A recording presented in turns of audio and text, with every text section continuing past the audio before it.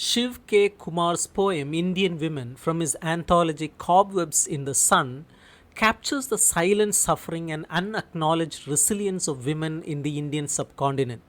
Though the title specifically mentions Indian women, the poem speaks for the plight of all rural women in South Asia who are subject to patriarchal norms and expectations.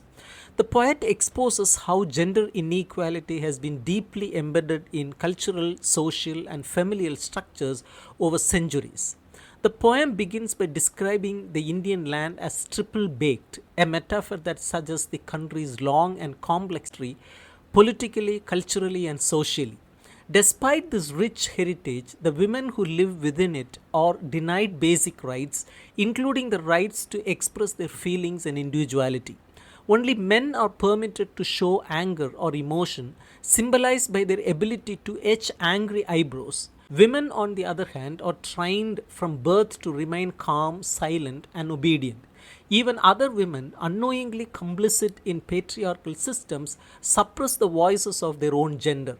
Kumar paints a striking image of village women queuing at the well to fetch water, waiting patiently like pictures, lifeless and submissive. This waiting becomes symbolic of their entire lives, trying to wait without protest, without hope. The act of drawing water is presented as a monotonous ritual where the women do not even recognize the sadness in their own reflections. The water becomes a metaphor for men, suggesting that a woman is considered valuable only when connected to a man, just as an empty pitcher is worthless without water. The poem also reflects on the symbolic repression of women's identity and sensuality. The poet compares the act of a woman tying her hair to the folding of her dreams and desires. While the Mississippi River flows freely, an Indian woman is bound by societal expectations. She cannot enjoy her freedom or express her femininity, not for herself, but to guard her chastity for her husband. Her identity is erased, symbolized by the tattooing of her husband's name on her body, making her as his possession. Her sexuality, emotions, and even her body are treated as someone else's property.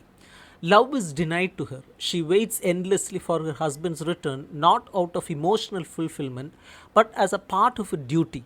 Her whole life is an endless cycle of waiting for food, marriage, for love, for validation, and for freedom that never comes. This act of waiting is not passive but forced and normalized, ingrained from childhood as the way a woman must live.